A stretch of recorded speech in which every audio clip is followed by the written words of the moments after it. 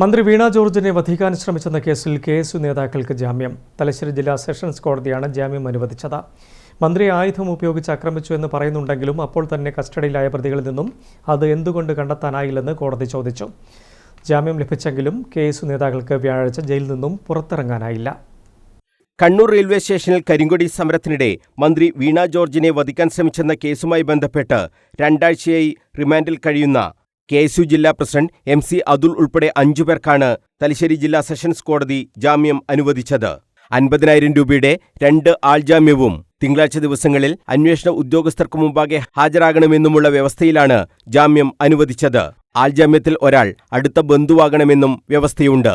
ഇതേ തുടർന്ന് വ്യാഴാഴ്ച കെഎസ്യു നേതാക്കൾക്ക് ജയിൽ മോചിതരാകാനായില്ല. ഏതോ ആയുധം ഉപയോഗിച്ച് മന്ത്രി വീണ ജോർജിനെ ആക്രമിച്ചു എന്നായിരുന്നു FIR-ൽ ഉണ്ടായിരുന്നത്. എന്നാൽ ആയുധം കണ്ടെത്താൻ ഇതുവരെ അന്വേഷണ സംഘത്തിന് കഴിഞ്ഞിട്ടില്ല.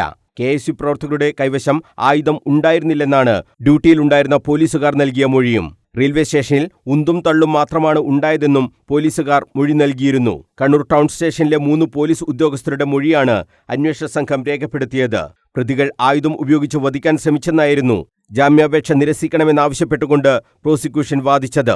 എന്നാൽ പ്രതികളെ കസ്റ്റഡിയിൽ വാങ്ങിയിട്ടും തെളിവുകൾ കണ്ടെത്താൻ ആകാത്തതും മന്ത്രിയുടെ മൊഴി രേഖപ്പെടുത്താത്തതുമടക്കം പ്രതിഭാഗവും കോടതിയിൽ ചൂണ്ടിക്കാട്ടി. പ്രതിഭാഗത്തിനു വേണ്ടി അഡ്വക്കേറ്റ് ER വിനോദാണ് കോടതിയിൽ ഹാജരായത്. News bureau, Kannur.